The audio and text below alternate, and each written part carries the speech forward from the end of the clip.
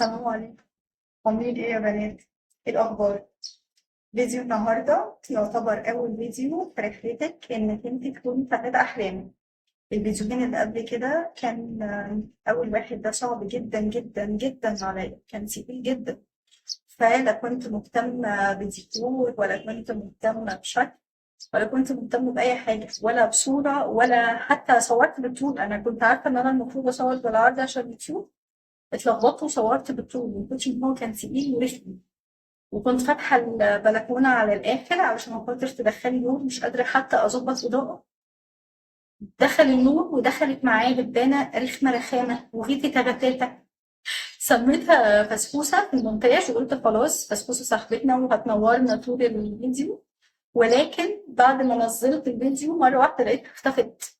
الدبانة قاعدة إنما الكلمة اختفت، الكلام اللي أنا كنت كاتباه. ف آه، بعتذر لكم عن إن الديكور ما كانش لطيف، ما كانش فيه أي حاجة مني للحيط على طول. الفيديو كان تقيل عليا جدا. أنا اعترفت بأخطائي بيني وبين نفسي وصلحتها وخلاص الحوار خلص. فإني أعترف بيها قدام أمة لا إله إلا الله وأتهلل كده، الموضوع كان تقيل بصراحة أوي أوي عليا. بس الحمد لله عديناهم خلاص. إيه رأيكم في الديكور؟ ظبطت لكم، ظبطت الإضاءة إن شاء الله يكون حلو. وقبل ما أطلع على طول لما جيت أصور ما كنتش عملت البتاع اللي ورايا دي، الطارة دي. حسيت إن الحتة دي قرعة فاضية كده وأنا قاعدة مش حلوة، فعملتها بسرعة وأنا واقفة. إن شاء الله بإذن الله الفيديوهات الجاية هعلمك إزاي تعملي الحاجات دي كلها، أصلا سهلة جدا. وتقريبا ما كملتش 60 جنيه، ما كلفتش معايا 60 جنيه. وغير أصلا حوار الفلوس، هتفرحي لما تعملي الديكورات بتاعت بيتك كلها بايديكي. بس لما ان شاء الله انزل عيال مدرسه، احنا دلوقتي اجازه، احنا قاعدين بنتخانق بس فالموضوع صعب جدا عليا. يلا نبتدي الفيديو. عمرك جه في بالك انك انت مش انت؟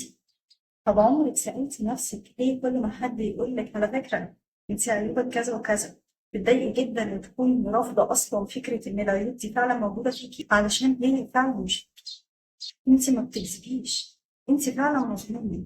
تعالي اشرحها لك. اول ما اتولدتي وانت بيبي كنت عامله زي القطنه البيضاء، واول سنين عمرك اي حد في بيتك القريب، باباكي، مامتك، اخواتك، جدتك، خالاتك، عماتك، كل دول اي حد فيهم فيه صفه لزقينك بالظبط، كأن ايديهم فيها بقعه والميه قطع، فبقوا يمسحوا ايديهم في القطنه البيضاء اللي هو انت.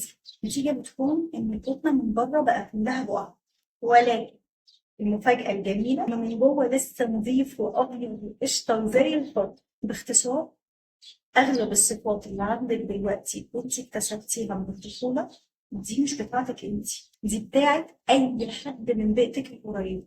يعني لو أنت عصبية وزرزورة دي مش أنت، دي أكيد خالتك. ولو أنت زنانة وعيوطة وارد جدا تكون عندك، أو في صفات مخك خلاكي تمارسيها كنوع من أنواع الحماية ليكي. زي مثلا لو انتي باباكي ومامتك كانوا بينتقدوكي كتير وانتي طفلة، فهتلاقي نفسك بتخافي جدا من خوف من الناس عليكي. مخك هيخليكي تمارسي الخوف ده تلقائي علشان ما تتعرضيش تاني للانتقاد وتحسي بالوجع اللي كنتي بتحسي بيه وانتي صغيرة.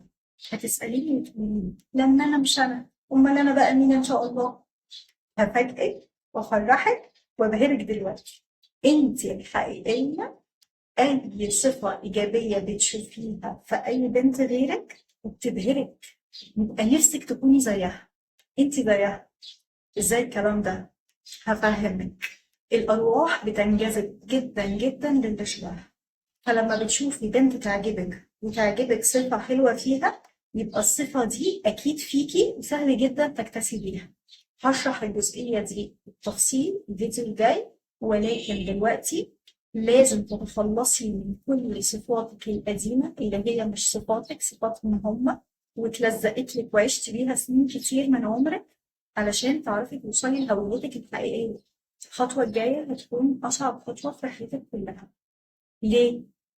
لإنك لازم تواجهي نفسك بمنتهى الصدق والشجاعة علشان تعرفي توصلي لحقيقتك. هشرح لك ليه.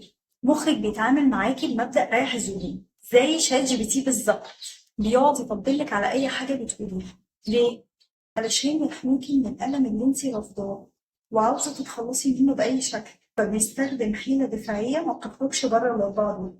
واحد، يرمي اللوم على اي شخص تاني ويعيشك في نظريه المؤامره وان الناس كلها ثعبانين. اتنين، بيعيشك دور الضحيه، هما السبب مش انتي، لا هم وحشين وشريرين ونوتي انما انتي قمر انتي. تلاتة، هيمسح الموقف من دماغك بأستيكة. في الوقت ده انت بتقولي انا مش زعلانه، انا مش فاكره اصلا ايه اللي حصل.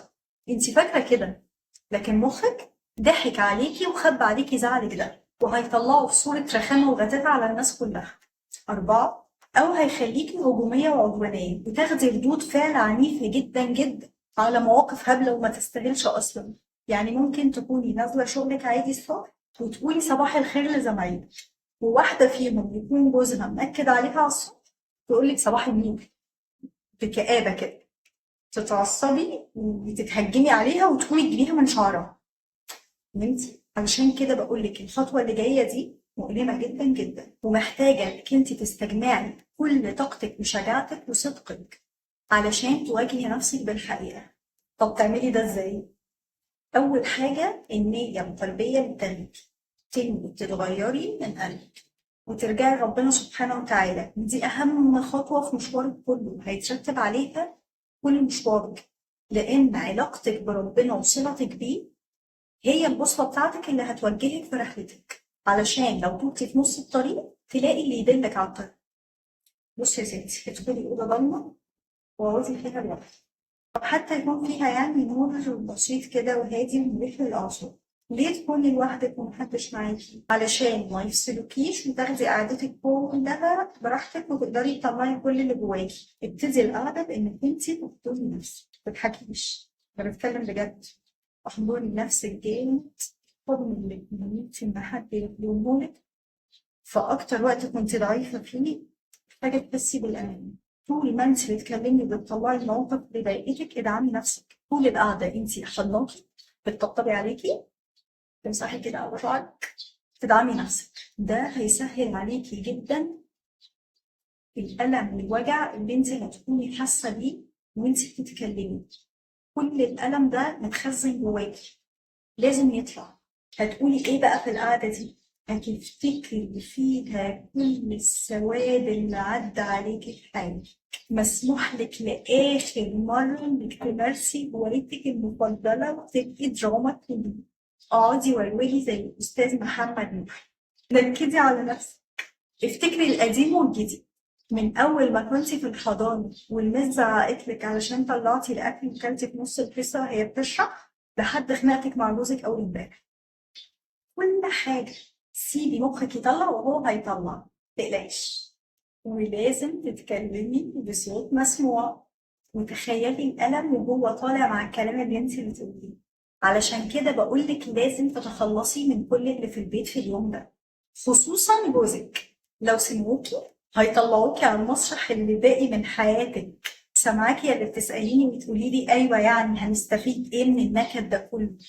هقولك إنك الأسبوع الجاي إن شاء الله لما أنزل لك فيديو إزاي تكتشفي هويتك الحقيقية تكوني متقبلة نفسيا كل الصفات اللي فيكي دلوقتي بمنتهى الصدق والشجاعة، ولكن من غير ألم ووجع. الألم والوجع بيخلونا نخاف نطلع كل اللي جوانا، فلما هنتخلص منه الأسبوع ده إن شاء الله هيكون أسهل عليكي كتير بإنك انتي تعترفي بالصفات السلبية اللي فيكي بأمانة وصدق وشجاعة ومن غير أي رفض أو مقاومة ليها. ده التدريب بتاعك الأسبوع ده. لو في حاجة وقفت معاكي أو انتي حابة تسأليني أي سؤال سيبيهولي تحت في التعليقات وأنا هرد عليه. واعملي لايك للفيديو واشتركي في القناة علشان تتابعي معايا سلسلة التغيير اللي هتنزل كل أسبوع. آخر حاجة عاوزة أقولها لك، انتي فعلا مش وحشة، انتي بس لسه تايهة ومهزوزة ومش عارفة الطريق لنفسك الحقيقي، وأنا متأكدة إنك هتوصلي لها زي ما أنا كمان وصلت لها، وقريب جدا هتكوني فتاة أحلامك.